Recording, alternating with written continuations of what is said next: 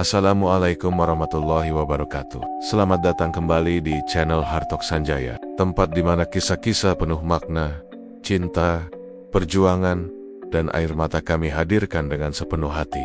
Malam ini, kita akan menelusuri sebuah kisah klasik dari ranah Minangkabau, sebuah legenda yang tak lekang oleh waktu, tentang cinta suci yang harus hancur karena keserakahan dan kekuasaan. Kisah ini telah menjadi simbol perlawanan terhadap tradisi yang mengekang dan potret kesetiaan yang abadi.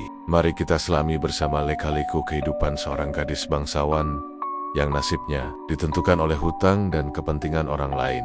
Inilah dia, kisah tragis yang menyentuh jiwa, Siti Nurbaya, cinta yang terkorban oleh harta. Di tepian Sungai Batang Arau, di kota Padang yang damai pada awal abad ke-20, hiduplah seorang gadis jelita bernama Siti Nurbaya. Ia adalah putri tunggal dari Baginda Sulaiman, seorang pedagang yang disegani karena kejujuran dan kehormatannya. Tumbuh di lingkungan yang penuh kasih, Siti Nurbaya menjelma menjadi gadis yang tak hanya cantik, tapi juga cerdas, sopan, dan berwawasan luas. Hasil dari pendidikan modern yang jarang didapat gadis seusianya. Sejak kecil, hatinya telah terpaut pada satu nama, Syamsul Bahri. Dia adalah sahabat masa kecilnya, pemuda gagah yang selalu ada di sisinya. Namun, takdir seolah bermain-main dengan mereka. Syamsul Bahri adalah putra dari Datuk Maringgih, seorang saudagar kaya raya yang terkenal dengan kelicikannya. Cinta mereka yang tulus harus berhadapan dengan tembok besar yang tak terlihat. Setiap sore, mereka berdua duduk di bawah pohon beringin besar di tepi sungai. Di sanalah cinta mereka tumbuh tulus, suci, dan tanpa pamrih. Siti Nurbaya dengan senyum lembutnya berbisik penuh harap, "Syamsul, kalau nanti aku besar, aku ingin hidup bersamamu. Tak perlu harta, cukup kita saling setia." Syamsul pun menjawab dengan suara lirih yang syarat akan keyakinan, "Nurbaya, aku janji, selamanya hanya engkau yang akan kucintai." Sebuah ikrar suci yang terucap dari dua hati yang murni. Namun, siapa sangka, janji itu kelak akan diuji dengan cara paling pahit oleh kehidupan. Takdir punya rencana lain, dan badai besar siap menerpa cinta mereka yang baru bersemi. Pernahkah kamu berada di titik terendah dalam hidup, saat semua harapan seakan sirna? Itulah yang dirasakan Baginda Sulaiman. Usahanya hancur, barang dagangannya dirampas, dan hutang menumpuk hingga tak sanggup lagi ia menanggungnya. Di tengah keputusasaan, muncullah seorang pria bernama Datuk Maringgih. Ia datang layaknya pahlawan, menawarkan bantuan untuk melunasi semua utang Baginda Sulaiman.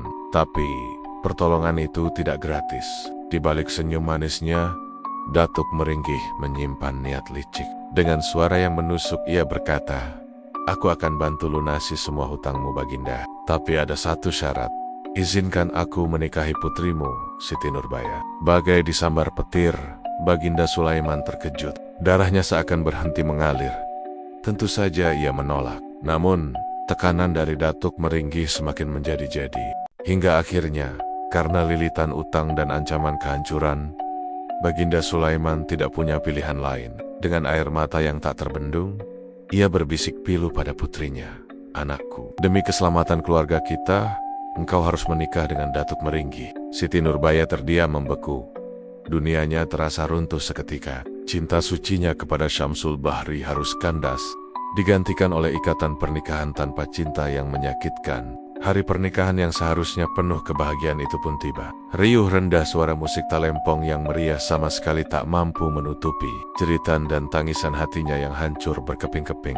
Siti Nurbaya duduk di pelaminan, namun jiwanya melayang jauh, meratapi nasib cintanya yang tragis. Kisah cinta yang tak sampai, terhalang oleh harta dan kuasa. Bayangkan, di hari yang seharusnya menjadi hari paling bahagia, Siti Nurbaya justru duduk di pelaminan dengan wajah pucat dan mata yang sembab. Syamsul Bahri, cinta sejatinya, hanya bisa menyaksikan dengan hati yang hancur.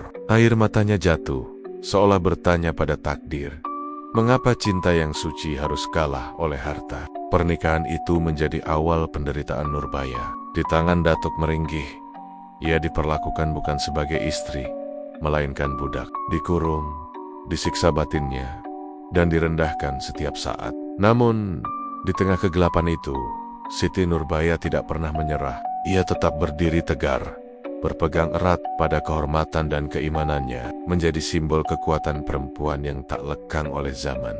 Pedihnya hati tak tertahankan lagi. Syamsul Bahri, pemuda yang cintanya terkoyak, terpaksa meninggalkan tanah kelahirannya. Ia bergabung dengan tentara Belanda, bukan karena menjadi pengkhianat, tapi demi satu tujuan, mencari kekuatan dan menegakkan keadilan yang telah dirampas darinya. Di medan perang, ia tumbuh menjadi perwira yang gagah berani, disegani kawan maupun lawan. Namun, di balik seragam dan lencana kebesarannya, hatinya masih menyimpan satu nama yang tak pernah lekang oleh waktu Siti Nurbaya. Hingga suatu hari, sebuah kabar petir menyambar jiwanya. Siti Nurbaya, kekasih hatinya, telah tiada, diracun oleh tangan licik Datuk Meringgi.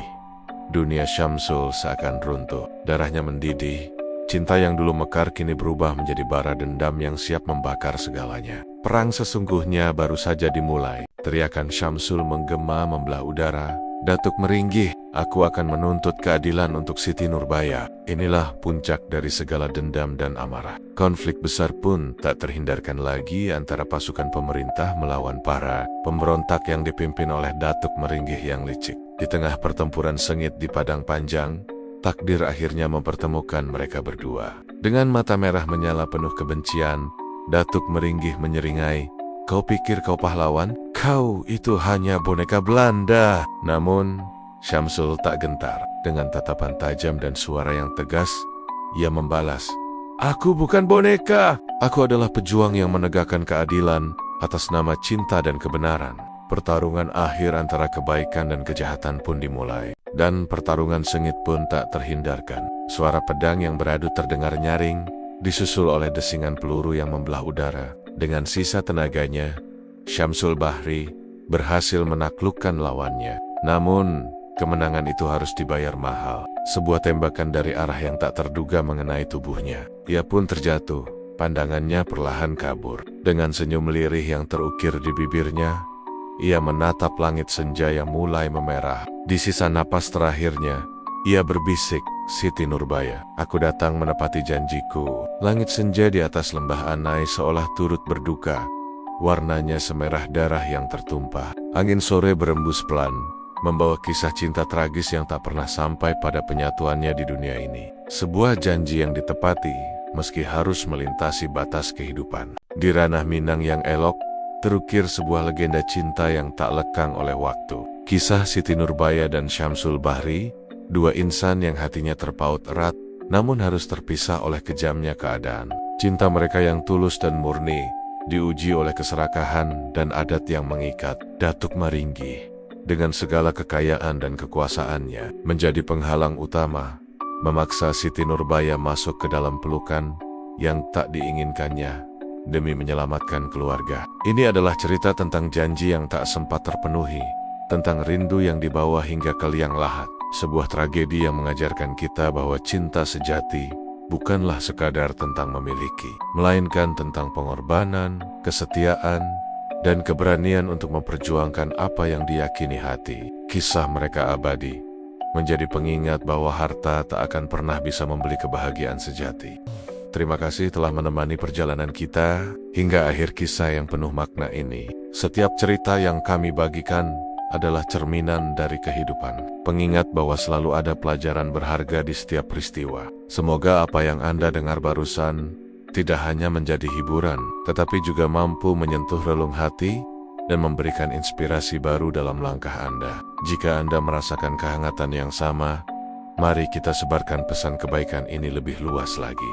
Cukup dengan menekan tombol suka, berlangganan, dan membagikan video ini kepada orang-orang terkasih Anda. Satu tindakan kecil dari Anda bisa membawa dampak besar bagi orang lain. Sampai jumpa lagi di kisah-kisah inspiratif berikutnya. Tetaplah bersama kami, hanya di Hartok Sanjaya Channel, tempat di mana setiap cerita hidup dalam suara dan makna.